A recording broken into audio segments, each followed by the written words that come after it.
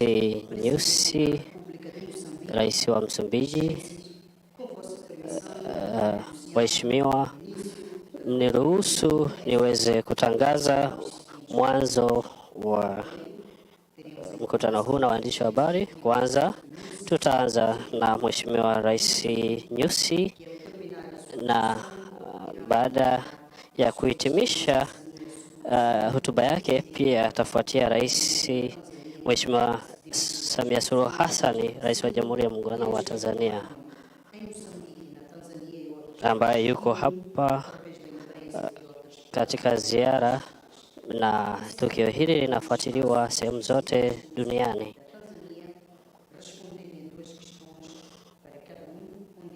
Na wakati huu pia tutapata wasaha wa Mheshimiwa Rais Samia kuulizwa maswali mawili, na wakati huu naomba nimkaribishe Mheshimiwa Nyusi, Rais wa Jamhuri, Rais wa Msumbiji.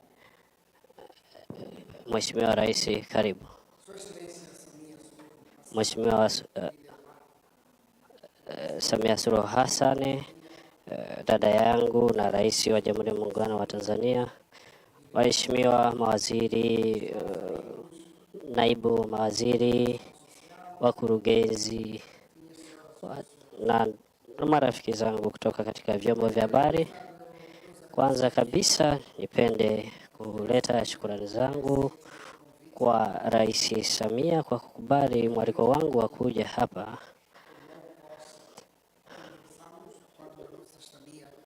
Na mwaliko huu pia niliutoa wakati ule niliposhuhudia zoezi la kuapishwa, lakini kama ambavyo wote tunajua, wakati ufahao ni mwema zaidi, na wakati huu safari hii ikifanyika au ziara hii ya Mheshimiwa Rais imekuja wakati mwafaka ambapo tunapata fursa ya kuhuisha mahusiano yetu ya ushirikiano na ya undugu. Na tulipopata wasaa wa kuzungumza mimi na mheshimiwa,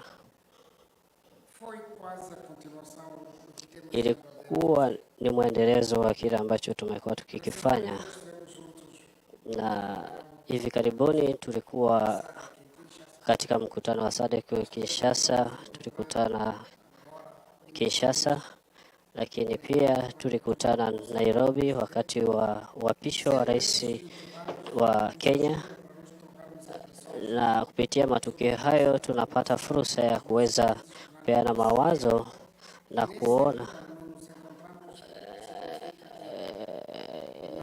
na hii inamaanisha kwamba hata pale ambapo tunakuwa tupati wasaa kama huwa leo, sio kwamba mahusiano yetu yanakuwa hayapo au hatuzungumzi. Kwa hiyo wakati wote huwa tunapata fursa ya kupeana mawazo kuhusiana na maeneo mbalimbali ya kiuchumi, kisiasa. Pia tunazungumza kuhusiana na masuala ya demokrasia, lakini uongozi bora, masuala ya amani na utulivu. Hiyo yote ni kuhakikisha kwamba tunaleta ustawi wa jamii zetu.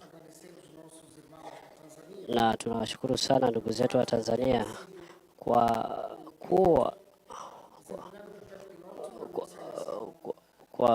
kuwa na mchango muhimu sana katika kuhakikisha tunapata mjumbe wa Baraza la Ulinzi la Umoja wa Mataifa, la Usalama la Umoja wa Mataifa. Lakini pia tunashukuru kwa ajili ya ushirikiano na msaada wote katika mapambano dhidi ya ugaidi.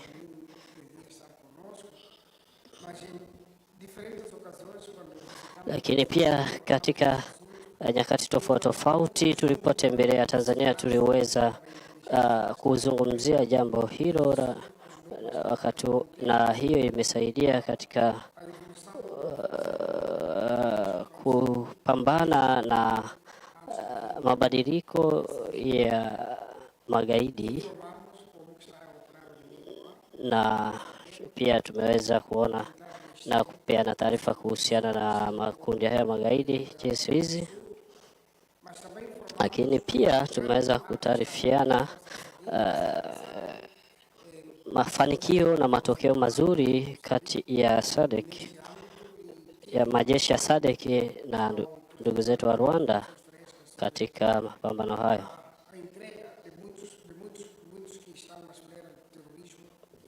Na hiyo imeweza kusababisha pia magaidi wengi kuweza kujisalimisha.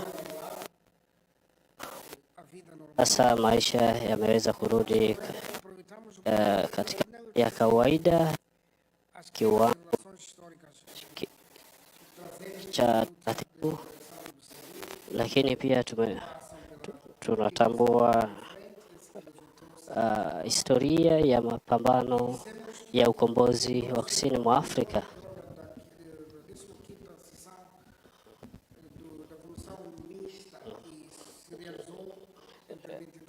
Mapambano ya ukombozi wa Afrika ambayo yalihusisha kuunda vyama vya ukombozi, lakini pia hivi karibuni tumeweza kuwa na mkutano katika kujadiliana namna tunavyoweza kushirikiana katika maeneo mbalimbali ikiwemo katika eneo la nishati, mawasiliano, usafirishaji.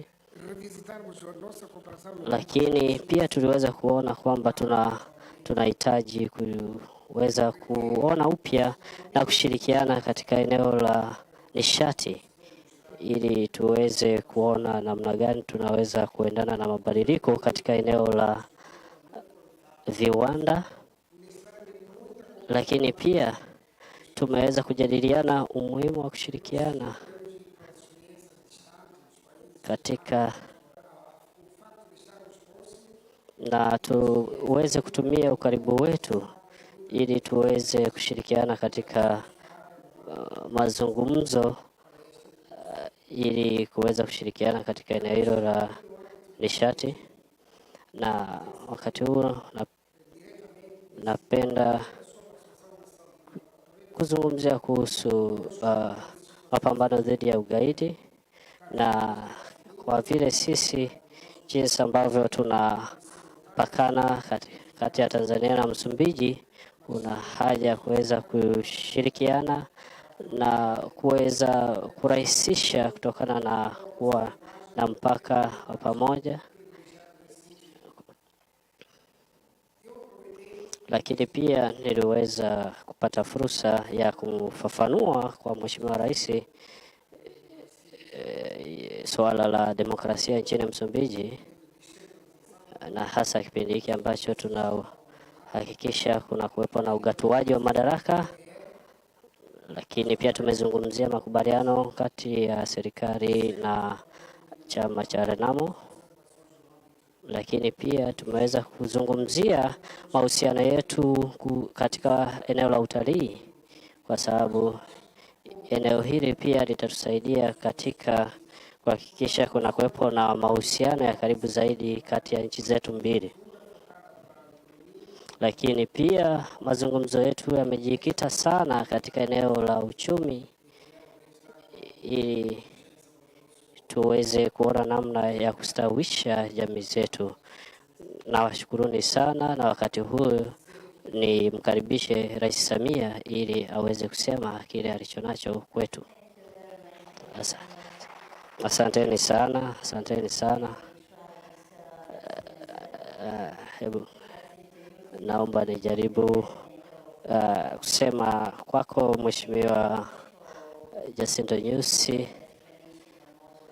Asante sana kwa kusaidia kufafanua kile ambacho tumekizungumza katika kikao chetu rasmi. Na wakati huu nianze kwa kuleta shukrani za dhati kwako kaka yangu Rais Nyusi kwa mwaliko kwangu ili kuweza kutembelea nchi hii nzuri, na pia kushukuru kwa ukaribisho mwema kwa ujumbe wangu tokea tulipowasili katika nchi hii. na ningependa kutoa shukurani za dhati. Nashukuru sana, lakini pia nitumie fursa hii kwa niaba ya serikali ya Tanzania na watu wa Tanzania kuweza kuleta shukurani za dhati kwako Mheshimiwa, na pia kwa serikali ya Msumbiji na watu wa Msumbiji kwa ukarimu wote na waliotupa na wanaendelea kutupa. Tunajisikia kuwa nyumbani. Asanteni sana. Ndugu wanahabari, mabibi na mabwana, Tanzania na Msumbiji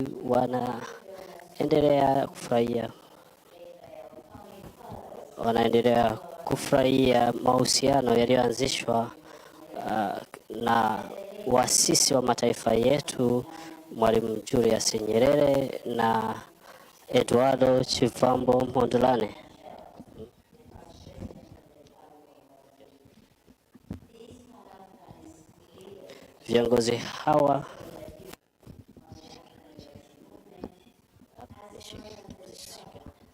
Viongozi hawa ambao ndio walioanzisha ushirikiano huu, na ni jambo la kufurahia kwamba watu wa nchi zetu hizi mbili wanaendelea kufurahia mahusiano haya, na sisi tutahakikisha kuwa mahusiano haya yanaendelea kudumu. Kwa wakati huu tunahakikisha kuwa tunadumisha mahusiano haya, na utayari wa Tanzania unaweza kufafanuliwa kupitia historia, lakini kupitia ushirikiano wa kiuchumi kwa ajili ya watu wetu. Na ningependa pia kuzungumzia kidogo kuhusu yale ambayo tayari ndugu yangu, kaka yangu Nyusi amesha yazungumzia, na mimi nigusie baadhi ya maeneo kidogo, na nitaanza hasa ushirikiano wa kudumisha amani na utulivu, kwa sababu Tanzania na Msumbiji katika eneo hili la ulinzi wanashirikiana katika eneo hili muhimu kuhakikisha kuna kuwepo na ulinzi na usalama ambao ulianza tokea miaka ya 80, na sasa wakati huu katika kuhakikisha tunapambana dhidi ya magaidi na aina nyingine yoyote ya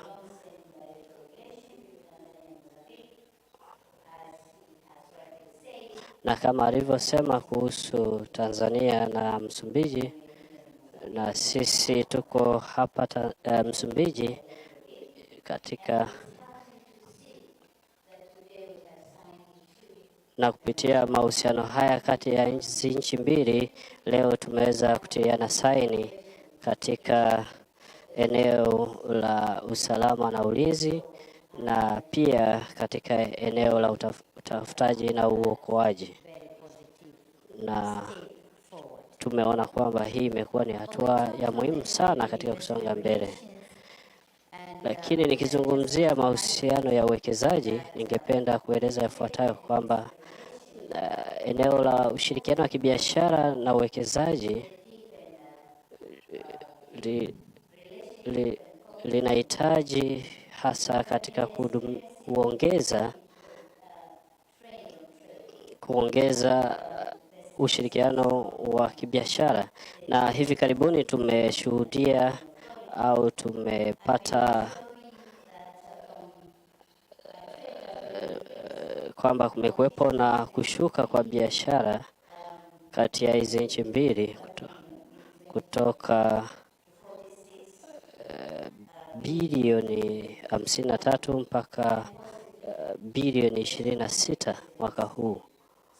Kwa hiyo hii ni eneo muhimu sana ambalo tunahitaji kulifanyia kazi, na tumekubaliana kwamba tunatakiwa tuone namna gani ya kutumia fursa za kibiashara na uwekezaji hasa katika eneo la kilimo, lakini uvuvi, pia katika eneo la uchimbaji madini. Na tukizungumzia katika eneo la elimu, tumezungumzia kuhusu ushirikiano wa kubadilishana wanafunzi katika elimu ya juu ili kuweza kurahisisha uhusiano wa vijana wetu ili waweze kuishi pamoja, ili tuweze kupitia ushirikiano huu kuyakuza mahusiano yetu. Lakini pia tumezungumzia kuhusu ufundishaji wa Kiswahili katika nchi ya Msumbiji ili tuirahisishe mawasiliano ya kutumia lugha moja,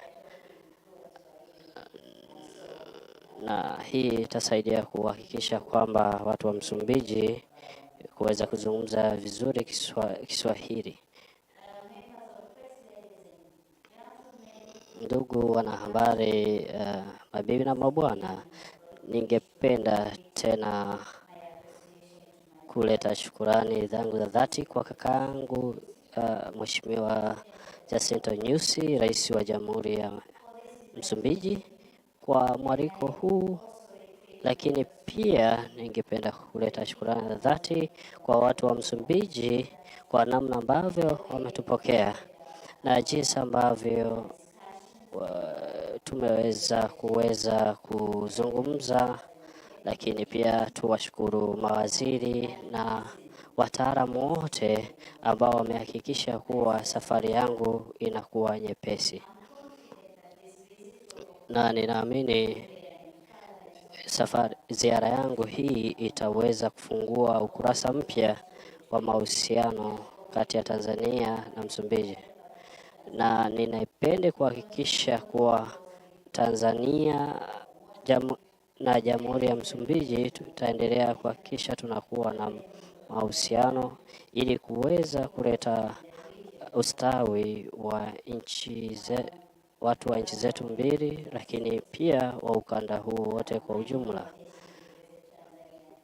Na nipende pia kuleta kwako mwaliko kutembelea Tanzania wakati wowote utakapopata fursa, ambayo ziara hiyo itatusaidia katika kufanya tathmini ya kile ambacho tumekubaliana kulingana na utakapopata fursa. Na mwisho ni kutakie afya njema, utulivu kwa watu wa Msumbiji. Ninawashukuru sana, asanteni sana.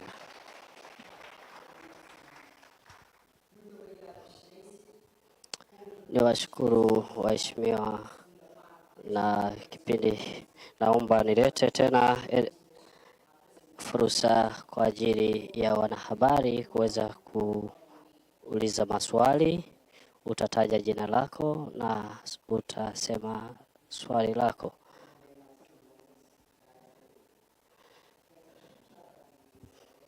Mimi ningependa hasa kujua hasa ni maeneo gani mikataba hii miwili iliyosainiwa inagusia.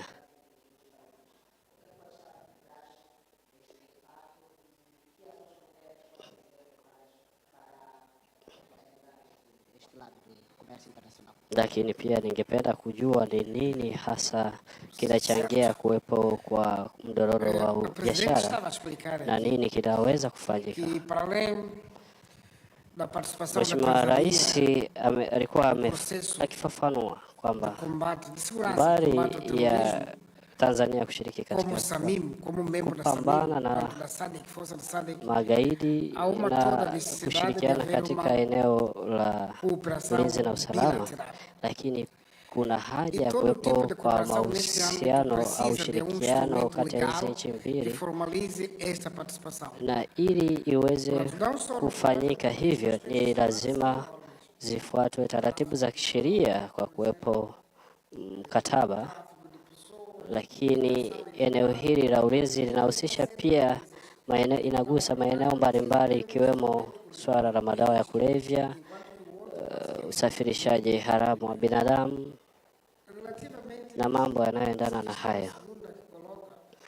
Lakini nikija kwenye eneo la biashara ambalo limekuwa na mdororo, lakini kama ambavyo nyinyi mnajua, nchi ya Msumbiji imekuwa ikipitia kati ngumu, ikiwemo pia swala la mabadiliko ya hali ya hewa.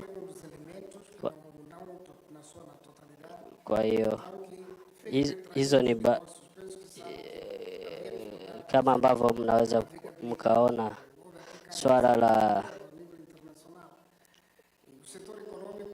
la vita ya Urusi na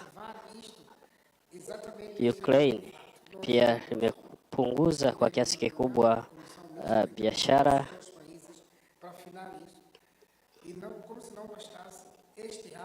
na vile vile kama ambavyo wote mnajua, mwaka huu kulikuwepo na ushirikiano mwaka huu wa maonyesho ya kibiashara hapa nchini Msumbiji, ambapo Watanzania waliweza kuleta bidhaa zao katika eneo hilo la soko,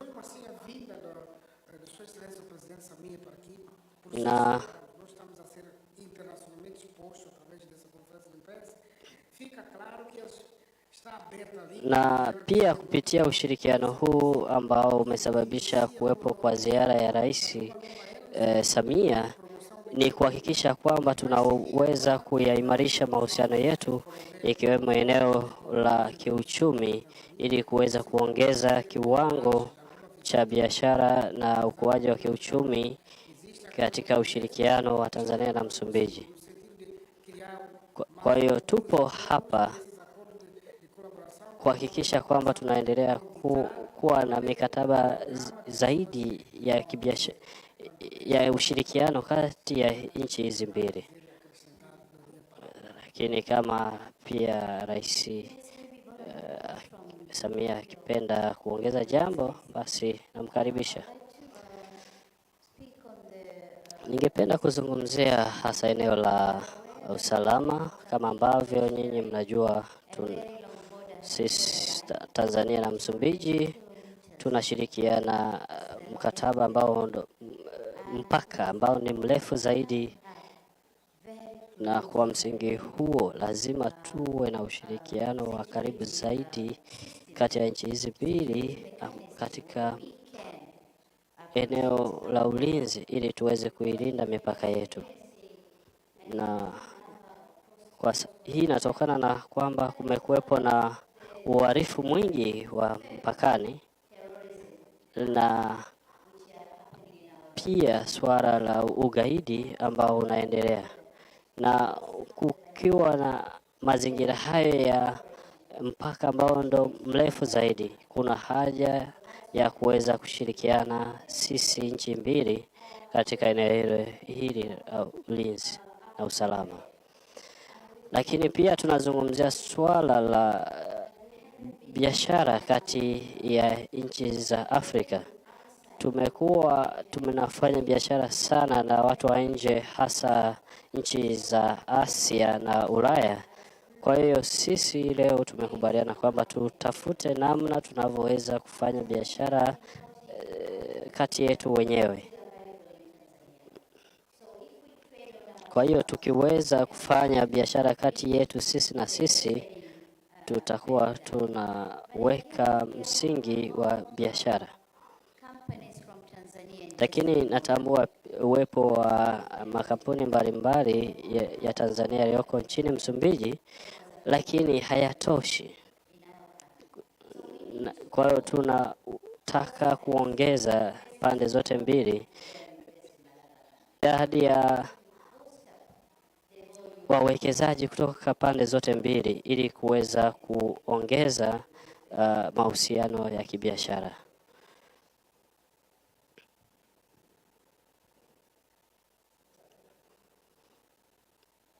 Habari za mchana.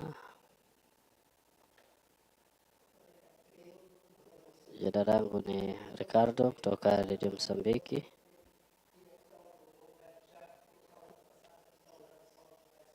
nilitaka kuulizia kuhusiana na eneo la biashara,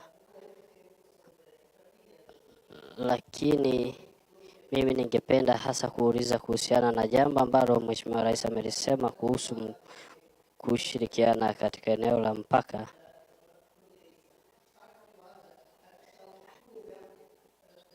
Na katika eneo hili kuna haja ya kuweza kuona hasa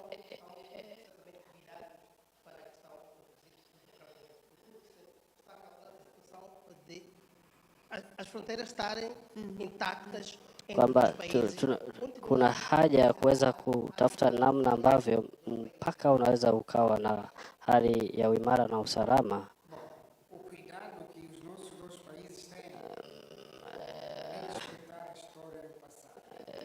Kwamba nchi zetu mbili hizi zimekuwa na historia ya kuheshimu mahusiano yaliyopo kati ya Tanzania na Msumbiji. Kwa hiyo nadhani hilo swali lako linahitaji ufafanuzi zaidi, kwa sababu tukizungumzia wakati uliopita, leo, hata wakati ujao, mpaka wao umeendelea kuwa mpaka imara. Na kuzungumzia eneo hilo, tunaweza kugusia mto Ruvuma ambao ndio unaotupa ushahidi wa nchi gani inaishia wapi na nchi ipi inaanzia wapi. Kwa hiyo sisi Tanzania na Msumbiji hatuna mgogoro wote wa kimpaka. Labda mimi nizungumzie namna tunavyoshirikiana katika kutumia rasilimali zetu za gesi. Kwa sababu ya uwekezaji unaoendelea katika kutumia vizuri rasilimali hii, na tumekuwa tukiwashirikisha wadau wa nje ambao wana uzoefu zaidi, ambao wataweza katika uchimbaji wa gesi na mafuta. Kwa hiyo tunaweza kushirikiana uzoefu, lakini kujifunza pia kutoka pande zote mbili. Na rasilimali hizi, kama ambavyo tunajua, Msumbiji wao wameanza mapema zaidi kuliko Tanzania, na sisi tumeanza, na pamoja na uwepo wa tishio la ugaidi, kwamba hii ni rasilimali ambayo imekuwa haikutumiwa vizuri hapo nyuma. Ilionekana ni rasilimali iliyokuwa imetunzwa kwa ajili ya wakati ujao, na sasa tunafanya kila linalowezekana kuhakikisha kwamba wawekezaji wenye uwezo na uzoefu wanaweza kuja kuwekeza katika eneo hili kwa ajili ya manufaa ya nchi hizi mbili. Kwa hiyo tunahitaji kuona namna gani tunaweza kushirikishana uzoefu na pia kulinda rasilimali zetu. Kwa kile ninachokielewa, uhusiano wa kindugu kati ya Tanzania na Msumbiji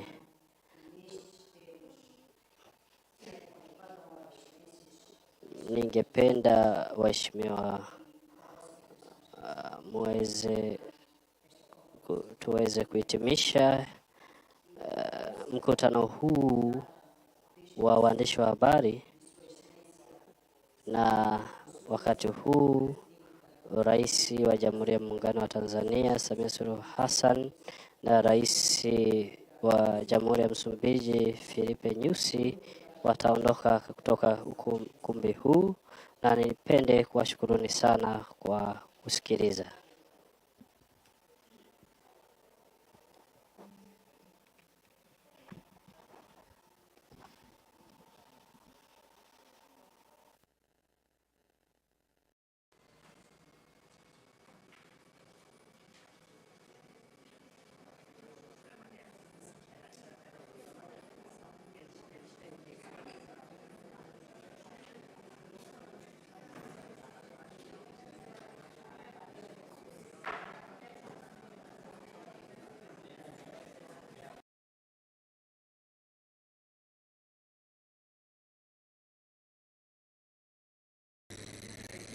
Mheshimiwa Raila Odinga, waziri mkuu wetu wa zamani, waheshimiwa manaibu wa rais wa zamani, Mheshimiwa Kalonzo Musyoka na Mheshimiwa Musalia Mudavadi,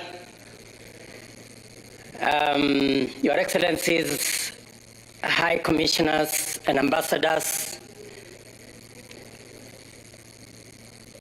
maspika wetu wa bunge la Senate na bunge la kitaifa, viongozi wote, ladies and gentlemen, good afternoon.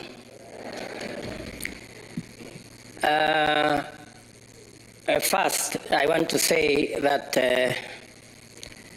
I hope, Mheshimiwa Raila, you are not referring to me as a bourgeois.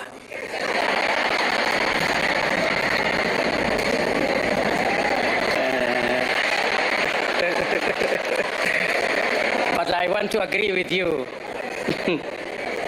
I want to agree with you that we have a mischievous media sometimes, not all the times. On a day as important as this, when you have a headline saying Raila Odinga says he's going to run in 2022, they are trying to reduce this occasion to a matter of 2022, but we have all agreed that it is not.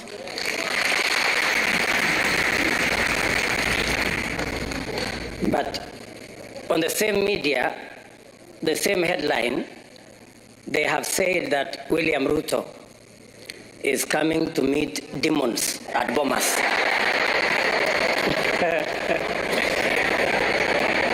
Now, I am asking myself whether there are any demons in Bomas. Or better still, maybe I can ask them, Olisikia wapi, that there are demons in Bomas. But having said that, Your Excellency, this is a very important moment in our history. Important because you have persuaded us that the making of a constitution is always work in progress, and that we must strive progressively to have a negotiated constitutional settlement, or to arrive at a place where we are all working together, building consensus.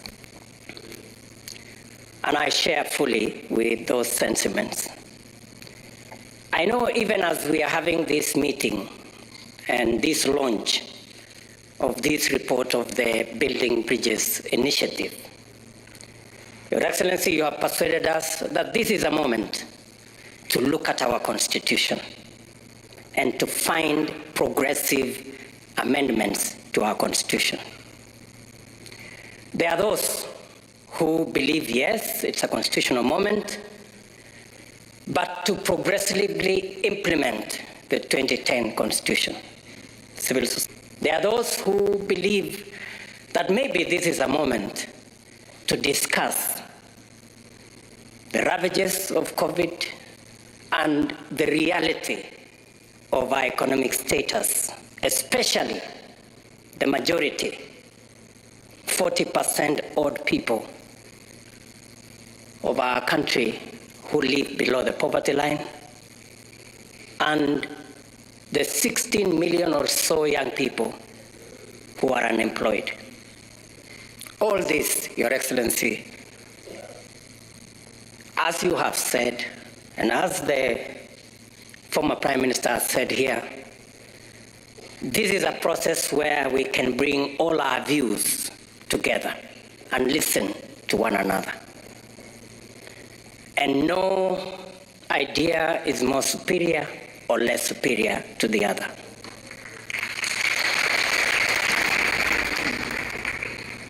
Let me say we have a civic duty, all of us as Kenyans, to engage in this process.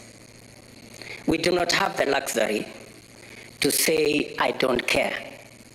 We do not have the luxury to walk away.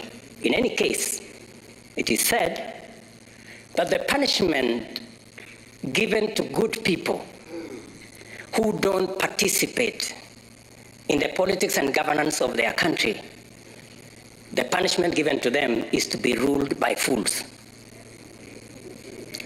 I don't think any one of us here wants to be ruled by fools. That's why we must participate in this process.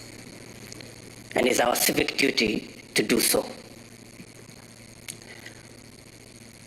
The BBI process has given us a raft of proposals for us to see, to interrogate, to improve.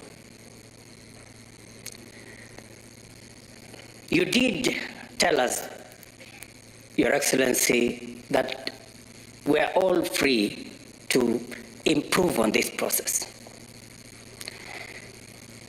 And the many proposals that have been put, especially that were outlined here by Adam Solo on administrative issues, on legislative issues, I believe that since we have a forum where in Parliament and in government, where we can discuss the policy, the administrative, and the legal issues in Parliament, that can be interrogated in that process.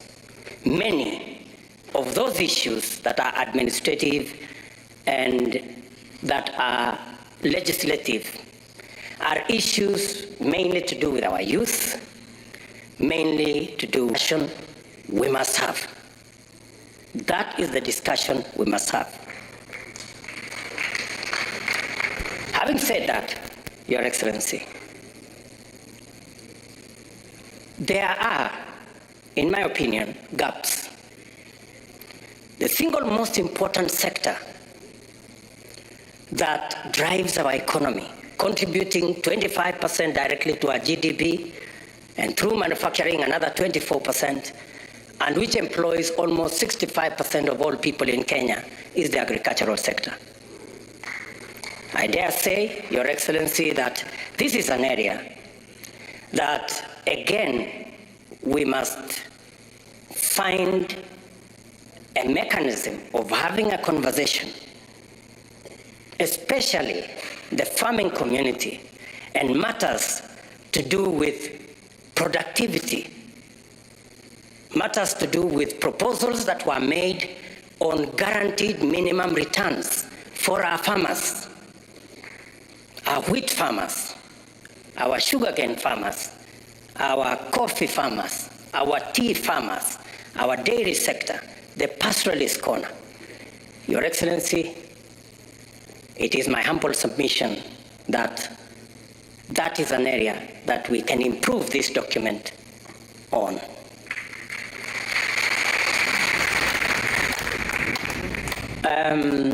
I have heard many speakers say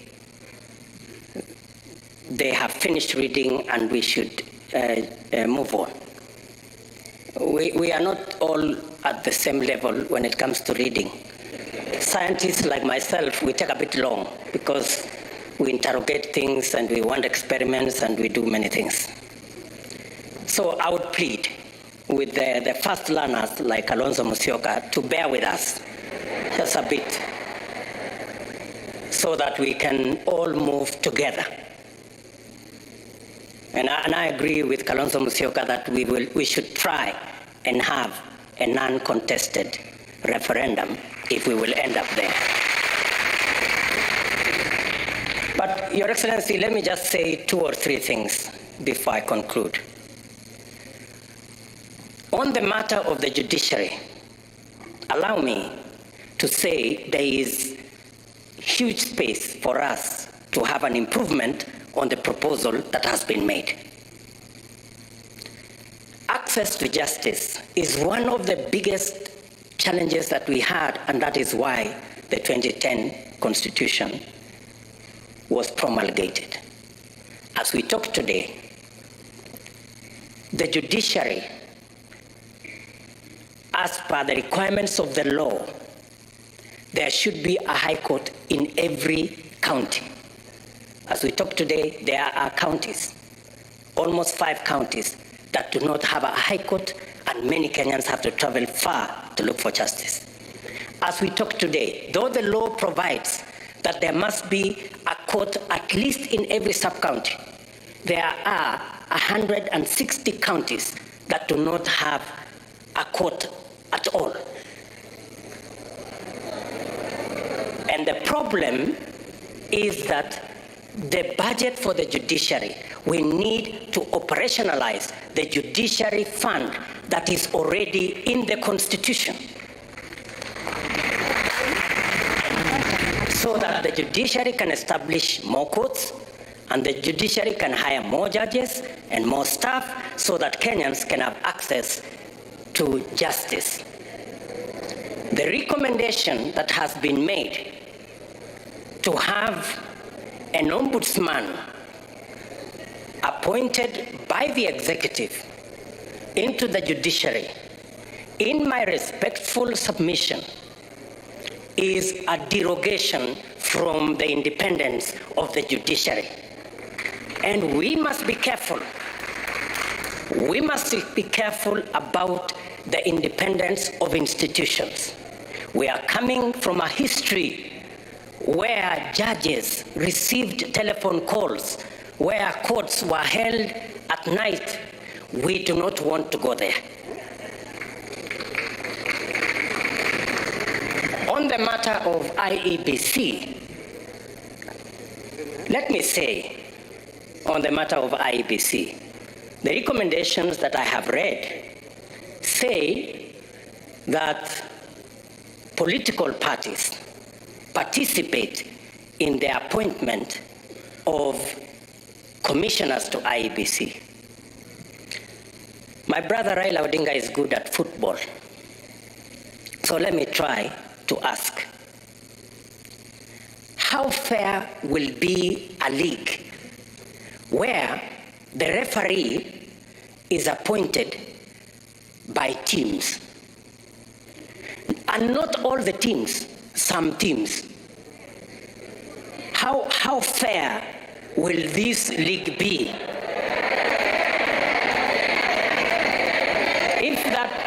If you persuade me that you will end up with a fair game, fine. That's what I'm saying.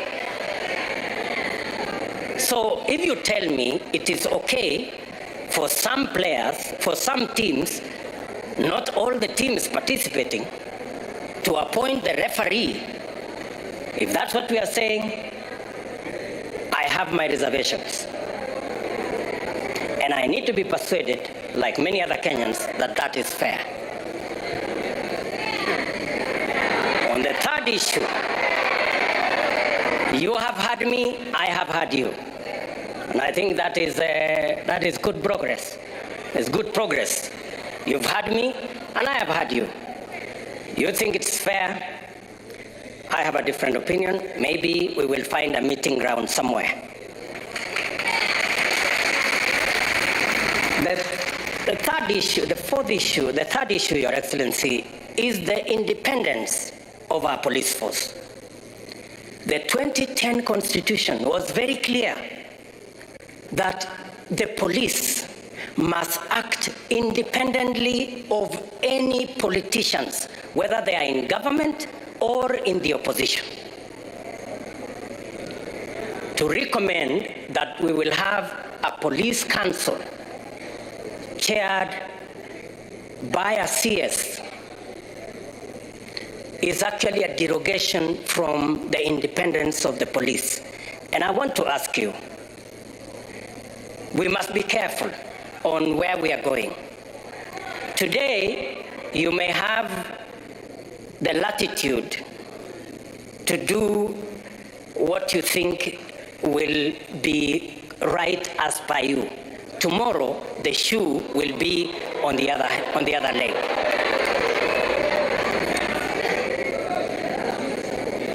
On matters to do with devolution,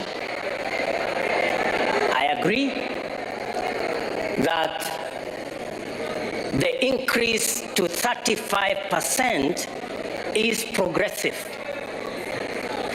and that we must increase of resources to 35% we must also ensure that the Senate has the necessary constitutional power to ensure that those resources are available and they are used properly. To recommend that the Senate cannot continue to have the constitutional mandate to discuss the division of revenue is actually a downgrade of the Senate. In fact, the recommendation should not be a downgrade of the Senate, it should be an upgrade of the Senate to the upper house. And in any case, so that I conclude, in any case, we are now saying women and the participation of women in our governance doesn't make us weaker, it makes us stronger.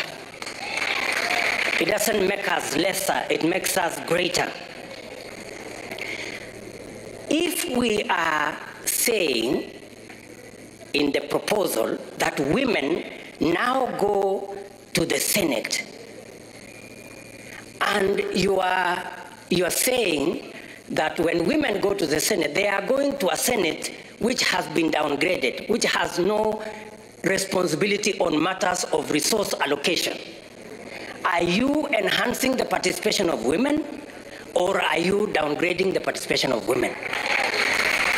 I mean, we are having a frank and honest conversation, good people, and it's good for us to listen to one another. So if we are saying women who today are sitting in the National Assembly, where resources are being discussed, if we take them from the forum where resources are being discussed and take them to a downgraded Senate, we are making the participation of women nominal. The participation of women should be substantive, in my respectful submission. And finally, Your Excellency, I know my brother Bishop Oginde has said there are hustlers here and they should stop the hustling, and they are the reggae people and they should stop the reggae. I don't know about the reggae, maybe I can talk about the hustlers. But let me say the following. The real elephant in this whole conversation is what was identified as the winner take all and the inclusivity question. Now, Professor Adam Solo, I have confessed I'm a scientist and I'm a bit slow. I want you to explain to me in this proposal. You have said that in this proposal, we will have the president with his running mate, deputy president.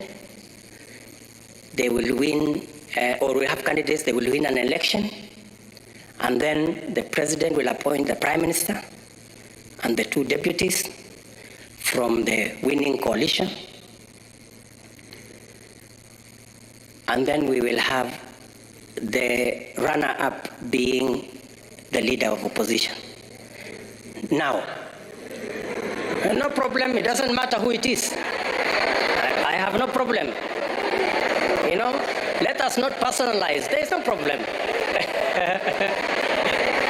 Now, the question I am asking myself,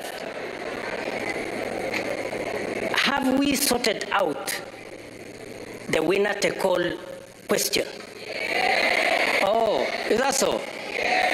So, the president from his side, like for example here, President Uhuru Kenyatta, I am here, Kimunya is the prime minister, because he's the leader of majority. We have Jimmy Angwenyi, who is our deputy, as a deputy prime minister, and maybe Maoka Maore as one of the deputies. So, what happens to the whole NASA brigade, together with Musalia and all these other people? I mean, and I am not saying anything. I'm just saying I want to be persuaded, and forgive me if I am slow. Forgive me, there are so many Kenyans who are in my category. Are we together? Finally, on this inclusivity question,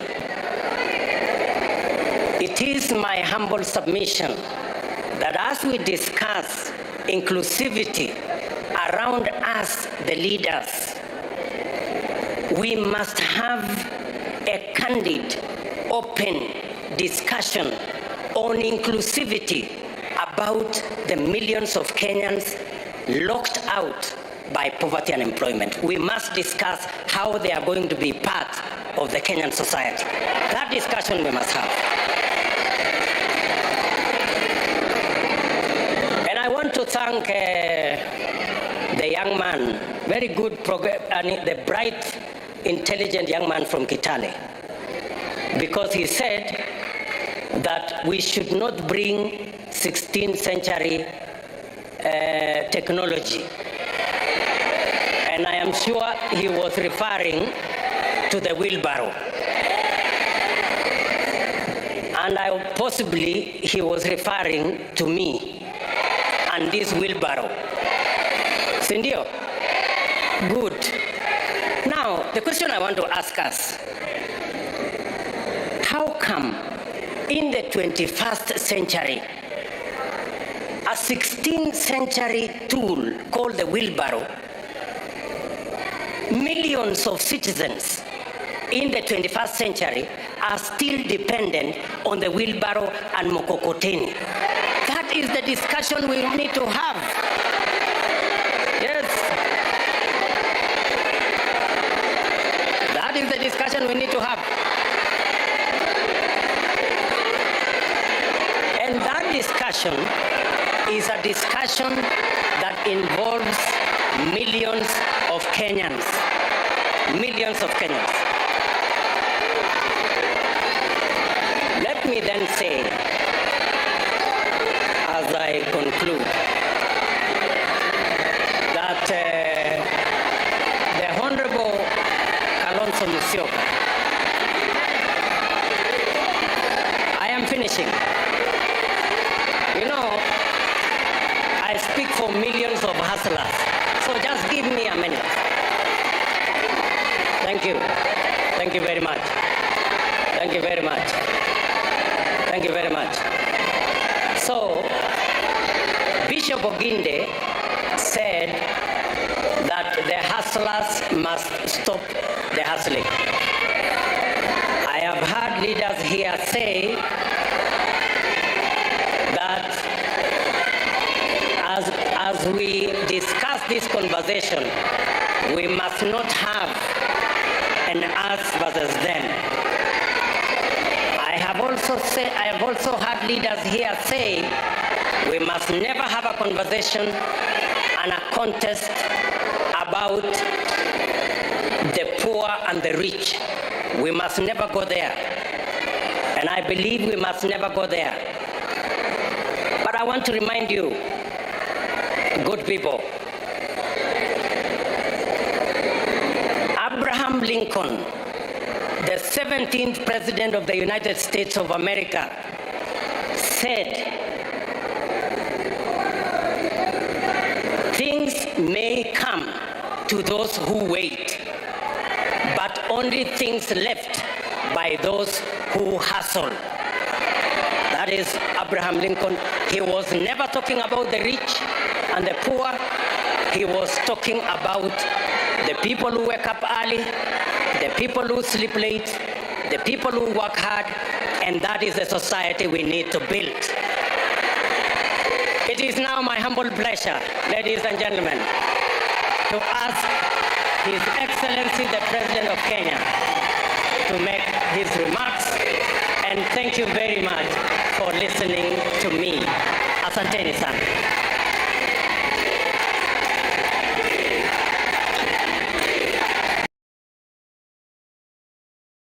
And remain together and work forward in building this nation, because we are in a crisis. The economy is not doing well. Let's fix the economy and let's appreciate Raila for the role he has played. So we look forward Ruto and his government. Let's appreciate Raila. He has brought us somewhere, and I believe Ruto will take those democratic gains from where they are and improve on them, not to take us back to the Moise era. Thank you so much. What do you expect from Ruto's government?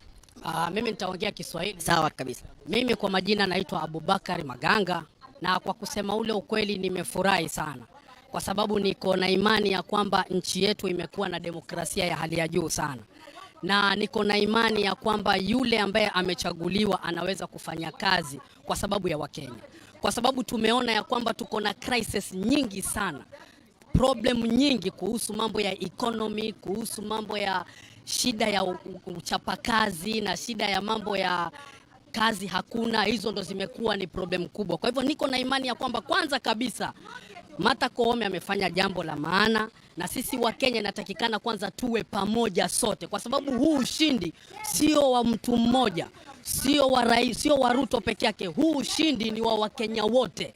Kwa hivyo niko na imani ya kwamba Raila Ruto wakati alikwenda akifanya kampeni na kuhusu rais ataweza chungu makubwa, kwa sababu kwa kweli economy ya Mombasa imeenda chini, hakuna kazi, factories zimefungwa. Kwa hivyo wakati atakapoingia katika mamlaka, ninahitaji kama kuna uwezekano arudishe zile ofisi za port zirudi hapa, na zikisharudi hapa pia vile factory ni nyingi. Kuna kama Ramisi imefungwa, kuna factory ambazo niko na imani ya kwamba Ruto ajaribu kuangalia azifufue hizi kampuni, ili wafanyaji kazi wadogo waweze kufaidika na kufanya kazi wakiwa wa Kenya kwa ujumla. Na kitu napongeza kabisa, onyesha demokrasia, kwa sababu ya kwanza hakuna mtu ameingia barabarani kwa sababu ya huyu ama huyu, na hii ya pili pia hakuna mtu ameingia barabarani kwa sababu ya huyu na huyu. Sisi sote ni wa Kenya, sisi sote tumecelebrate kwa sababu ya Ruto yuko kwa serikali, na niko na imani wakati atakapoapishwa atafanya kazi kama rais wa Kenya. Well, Dan, there are a lot of people who want to say a word here, but let me just give one last more person to hear from him. What is your take on today's action and the directives issued at the Supreme Court of Kenya? Thank you. My name is Peter Munyasya, and I'm a diehard of the President-elect, His Honorable His Excellency William Samuel Ruto. And we want to congratulate him because of his victory.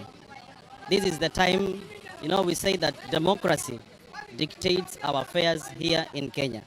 And we have seen our democracy prevailing well from the Supreme Court, and the verdict that has been given today by Her Excellency Martha Koome, it is one of its kind. And we want to thank everyone. I want to thank Kenyans for maintaining peace. And we want to urge all the political leaders that have been elected. Now elections is over. What we need, it is service delivery to the people. We are not going again to the election duties. They need to work together. We do not want to see a divided nation. This country needs these leaders.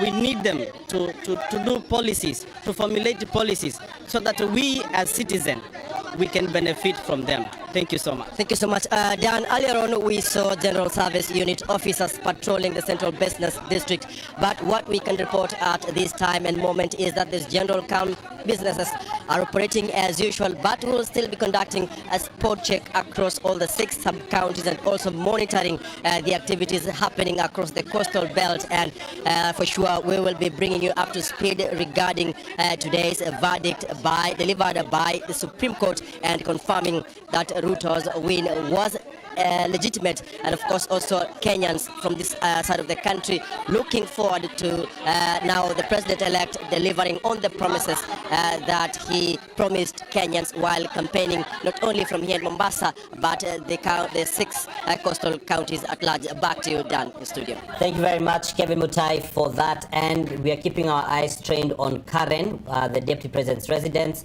where the president-elect is expected to be speaking any time now. The indications are that it's not going to be too long from now. We can already see a number of the Kenya Kwanza leaders who are already seated. We could see ANC party leader, Musalia Mudavadi, who is also, according to the agreement they have, the incoming chief cabinet secretary. We also see Alfred Mutua, who's now the former governor of Machakos. You see there is also, visible, tangible. Everyone is pretty much on phone as they have their conversation. So we are turning our eyes there and just looking to see what the next president of the Republic of Kenya is going to be telling the people. Presumably also the Deputy President-elect may be speaking as well. Right. You can see Aden Duale, you can see Moses Wetangula. We did see Emerson Kingi, we saw Kenneth Lusaka there. There are all those leaders, of course, affiliated to the Kenya Kwanza Alliance team, seated and are waiting for the president-elect to make his way to the podium to address the nation. Well, just a little bit away from that, back to in studio, Bwana Khalid, when we're looking at this particular ruling, what does it mean for a country when it comes to the maturity of our democracy and where we sit on how the other people would be looking at us, regionally speaking, and even globally? Indeed, Zainab, I think this has been a major test for us as a country, not just for our democracy, but also for our justice system. Many people in many other, dispensations would imagine that, a side that is together with the sitting president can never lose, But here we are today. We have seen how independent the judiciary is. They have made a ruling that may appear to be going against the executive. We have a situation where you have a president whose preferred candidate has not carried the day, and you're already seeing statements from, the loser or the candidate who has lost saying, we accept. Yes, we disagree, but we accept. And as Wakili has said here, a court of law is driven by evidence that is presented before it. And we've seen words that have been used by the Supreme Court, words such as disproved, not convinced, not mathematically sound. Basically what they were saying was that, what was presented before them did not stand the test of evidence that is required, to quash or to overturn the decision that was presented by IEBC. And sometimes a court of law is not necessarily a court of justice. This is what the losing side has said. Yes, we agree, we accept that decision, but we disagree with what has been presented before us. So that's what I was asking before. Do you feel then that Azimio had a weak case in court? For me, as Wakili said, it's not about the case being weak. It's about the evidence that was adduced before the court. That is what was weak. Because the standard that is required in a Supreme Court. This is where you have weighty issues. And as the others were presenting evidence, you'd see the words that have been used. Forgery, for example.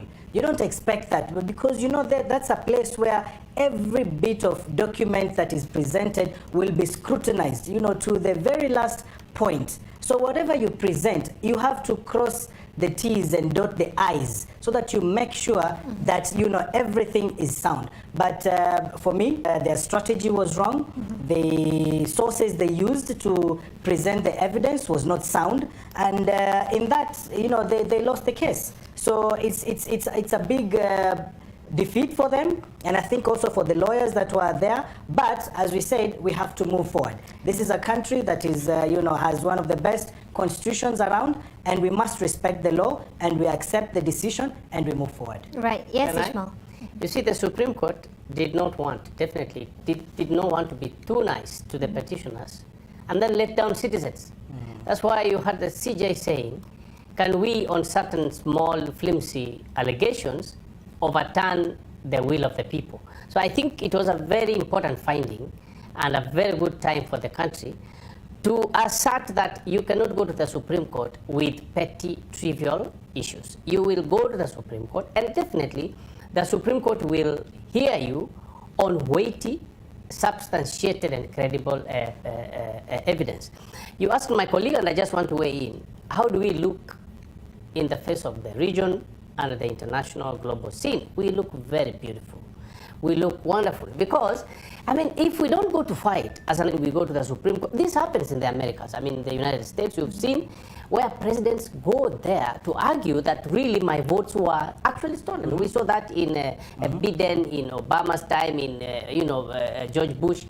Why? Because we are human. We always feel like if you used a system, and I suspect you've been making calls to a certain quarter, then probably you are being helped by that system. So I think we have come a long way as a country, and Kenya should now be rated among the top African countries that can actually agree on books, on the constitutionalism and on laws. We are good to go. So this is not just against Raila Odinga. I think they should sit down well in the Kenyan hearts. William Ruto, the president of this republic, will be judged squarely on this same constitution, same parameters. It's not like it's a favor they've done to him. He won, and the Supreme Court has confirmed squarely, yes, he won, but he will also abide by the constitution. And I expect him, when he comes to give the national address, to completely bring people together, heal the nation, because there was a divide of 6.9 and 7.1.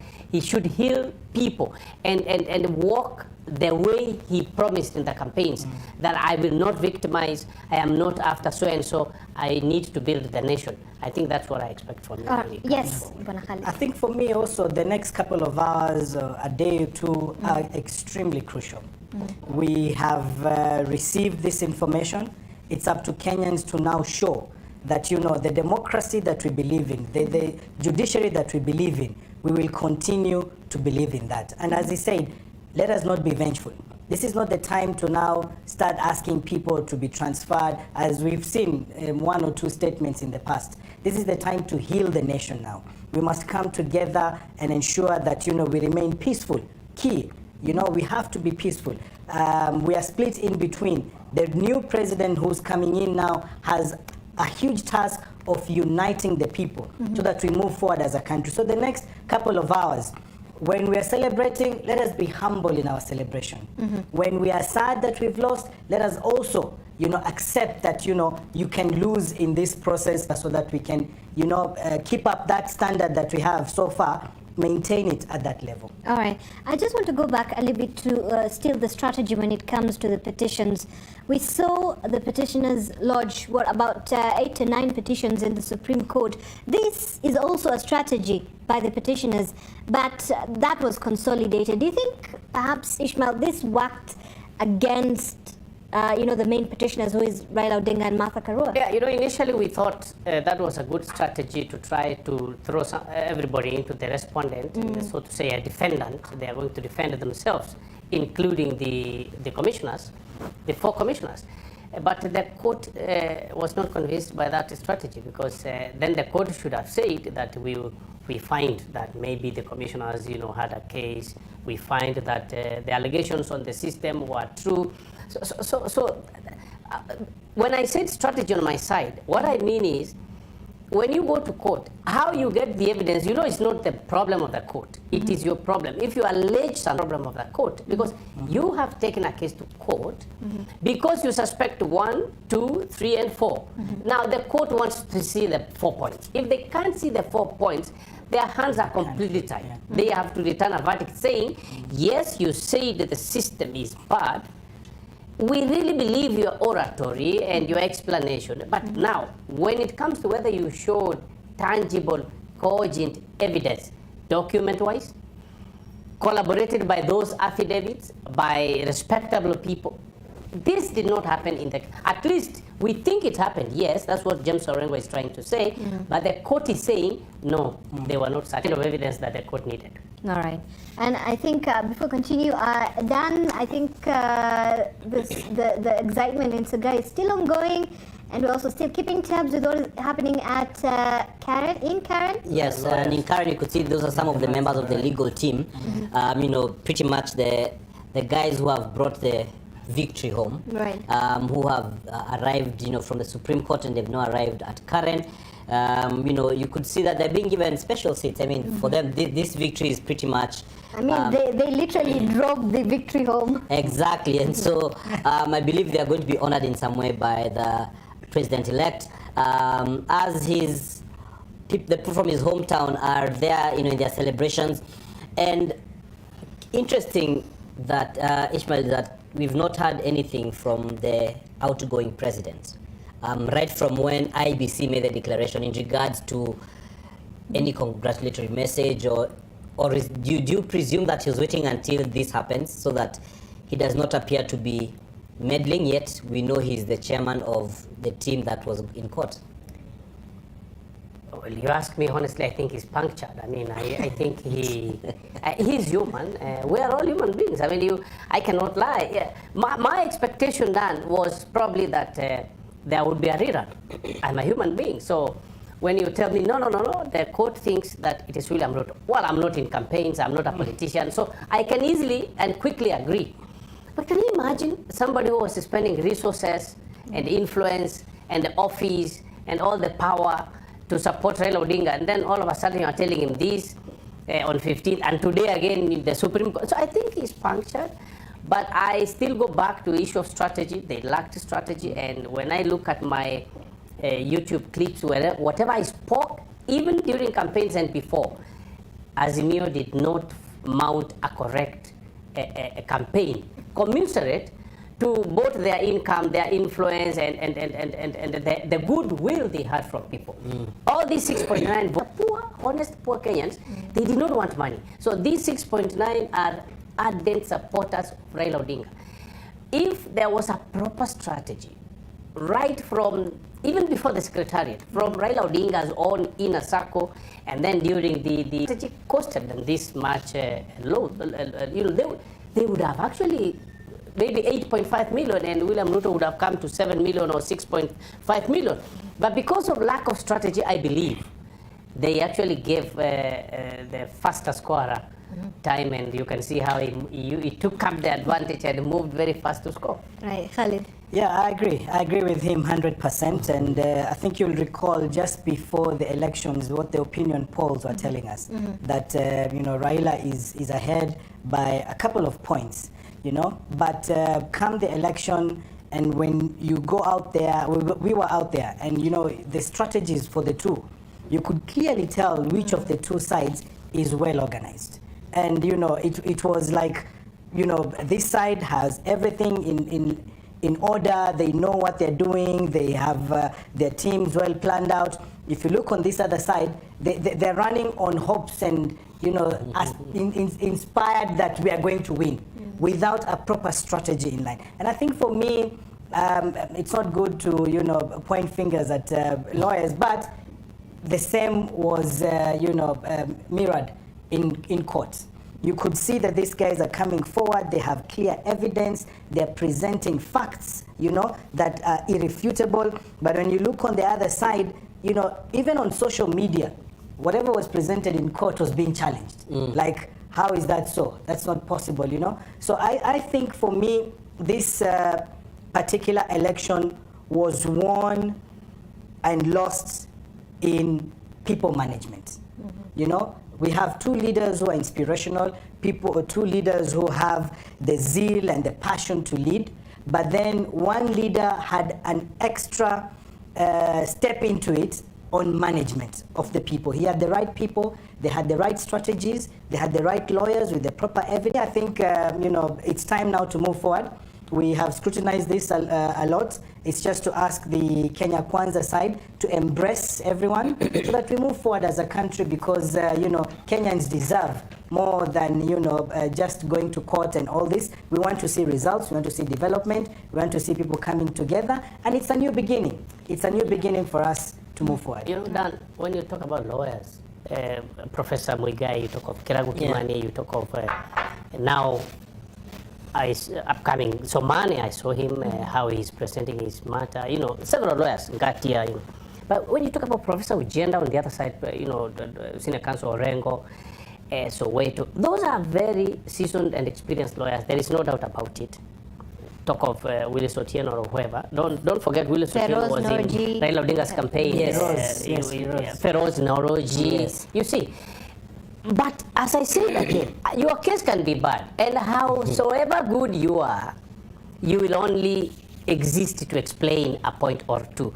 But Kenyans now must agree that the Supreme Court has said this is the way to go. And by the way, just for people to understand, if you use football illustrations, sometimes you can score from an offside. If the referee makes that honest mistake and allows the score, you're done. That's the score. So this is not about who was better, who is worse. I think we are beyond that. The Supreme Court has declared that William Ruto's declaration, being declared as president-elect, has been upheld. So okay, and we have seen the CJ mentioning that, just calling out some of the submissions made in the affidavits. Yes. Some of which, like Githongo, said it's inadmissible. She actually, went on a bit about that, and there was there were two other people who she raised issue with. The lawyers. Yeah. The lawyers, Ronald and I don't know whether there was Anon and there was, I think... Let me get that. Celestino Pio, yes. And you had Arnold... all right, I've lost that name. And so, in such cases, what happens when I have brought a document which is a forgery? Yes, which is wrong, which is a lie. It's found to be a lie, but it is based on, I'm bringing it as a vowed, document. What action can be taken against such a person? I think there were two things. One, affidavits that are deponing or speaking untruths. Which yes. She went on to say they border on forgeries, and not forgery, they border on criminality. Yes. She cited the penal code. Yes. That's one.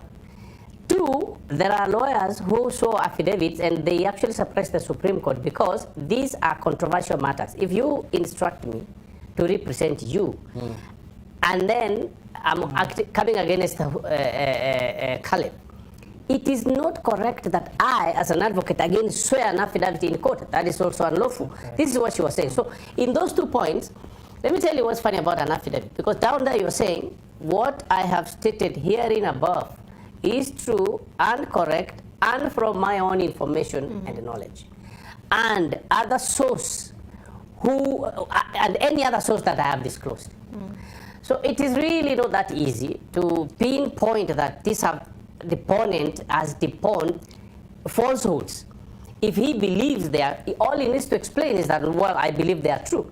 But on these lawyers, particularly who have sworn affidavits, to see now and again, they are expected to know. If you start like, I, Ishmael Nyaribo, do solemnly swear and state as follows. If an advocate is going to court to swear an affidavit in such a sensitive and high voltage matter like a presidential election, that one he has his own burden to carry.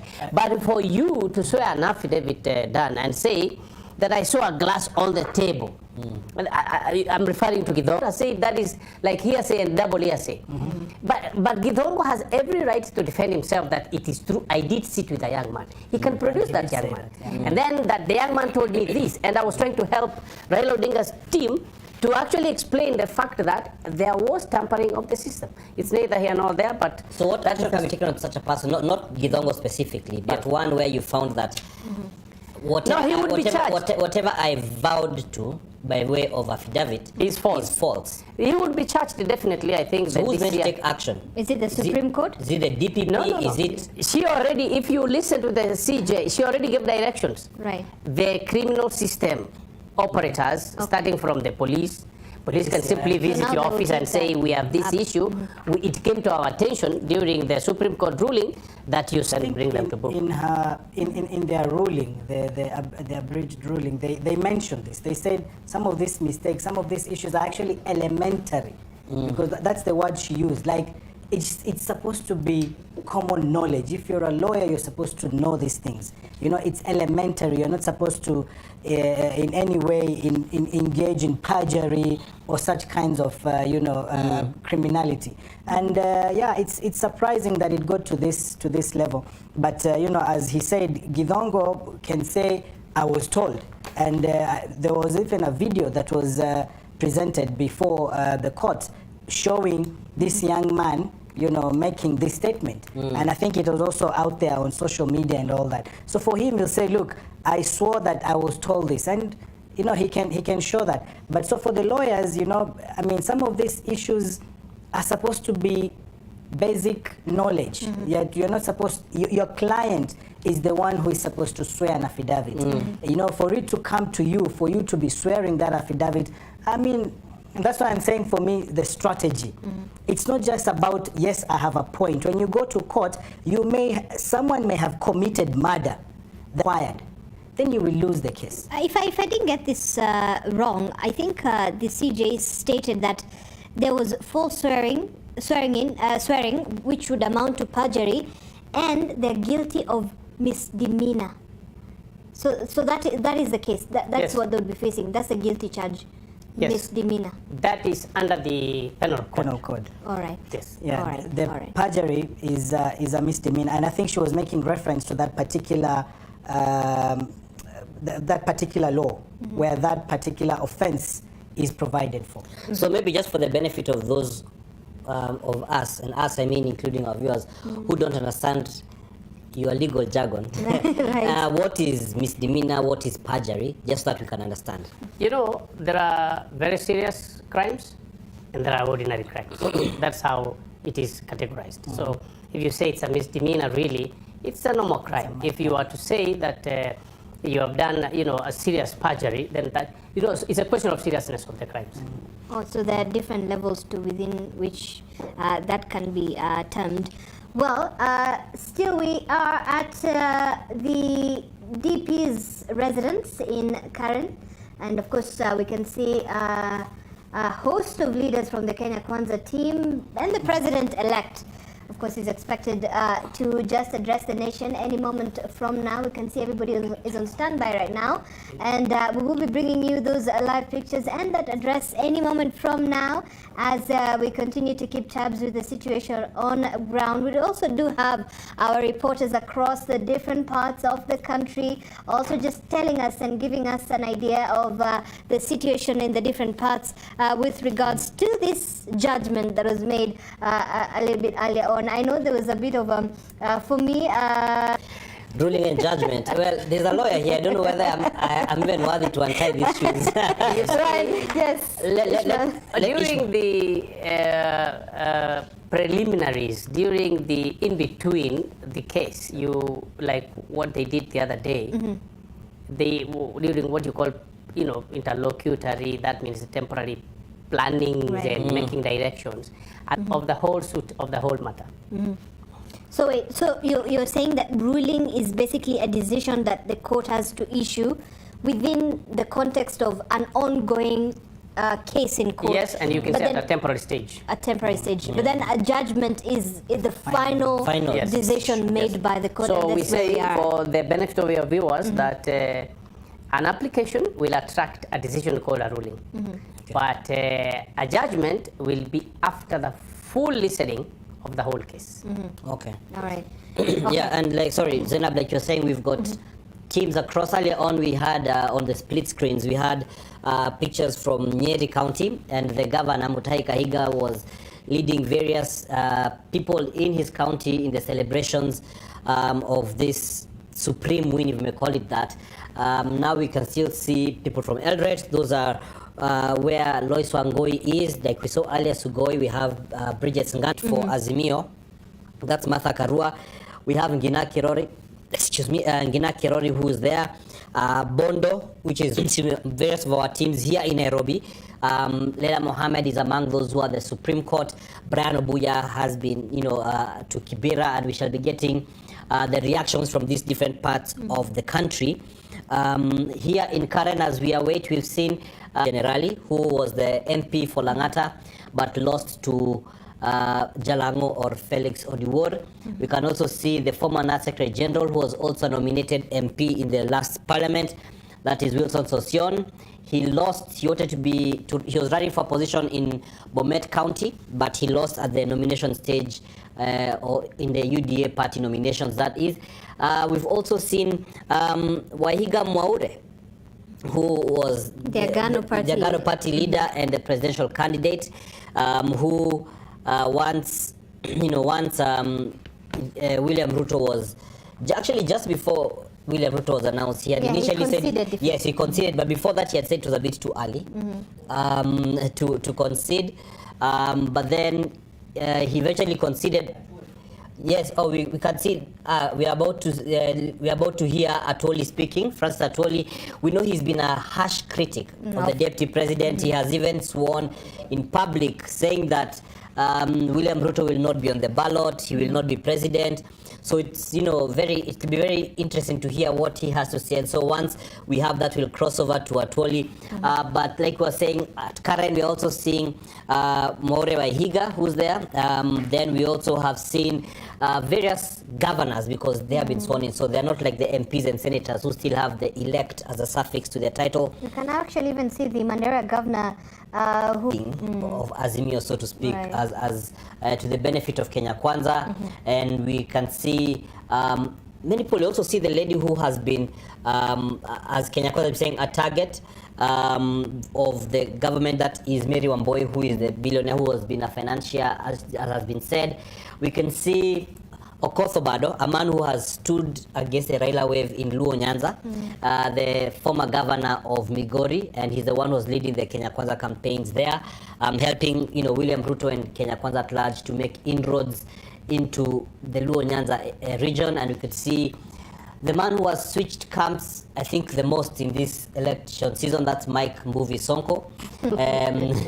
He has been on either side at some point, and so I mean, it pretty much looks like we are almost getting to listen to the president-elect.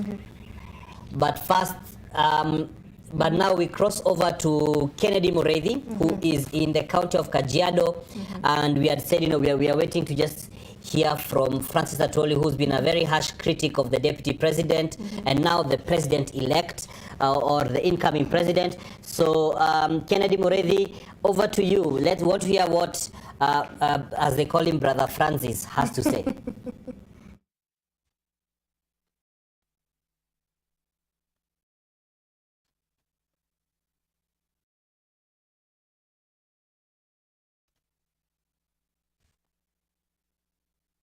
Mambo inaleta mzozo.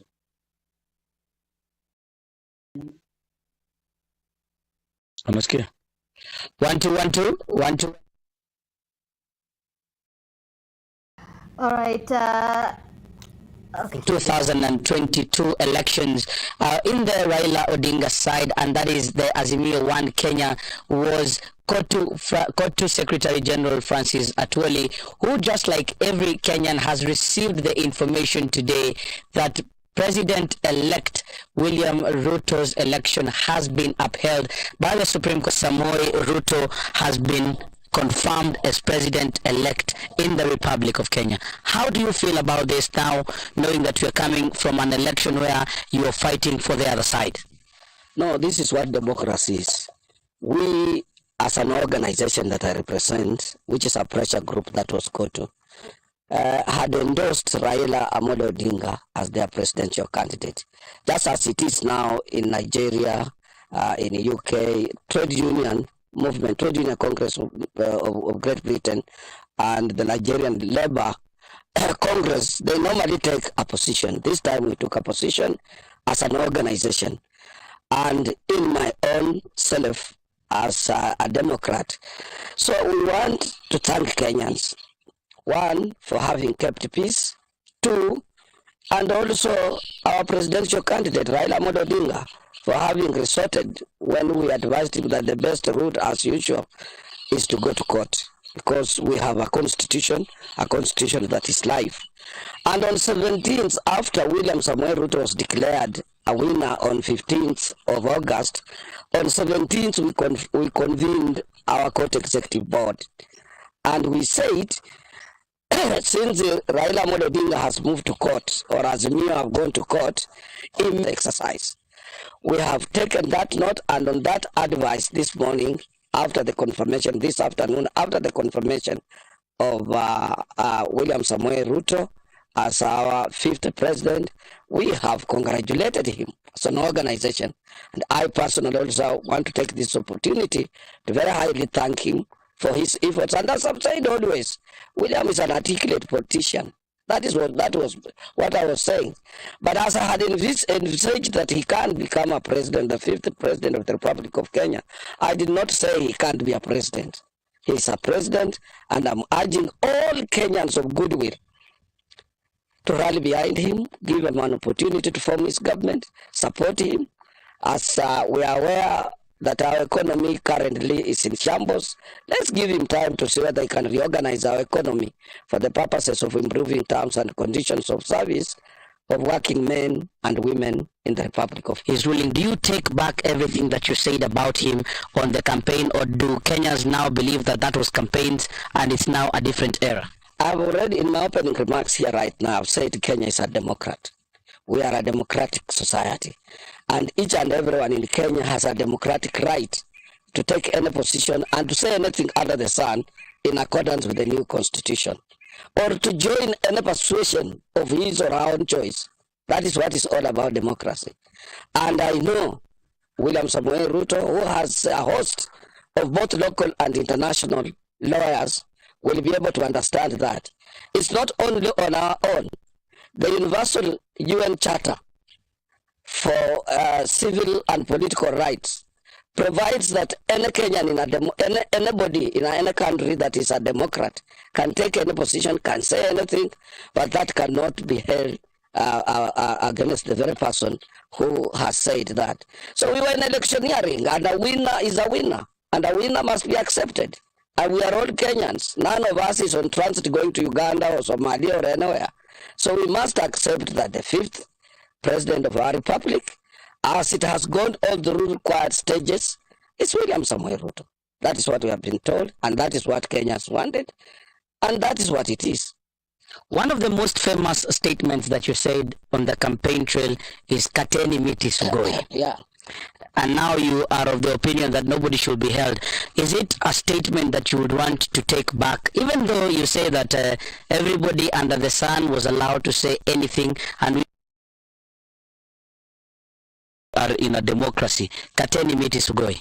Let me tell you, the of not taking back of who said this and that, and that is what William said during his opening, his speech of acceptance speech at Bomas of Kenya, that he would not be able to reflect back on who said this and that. Though whichever what I said and whatever, it is within my constitutional right and every Kenyan's constitutional right to say anything.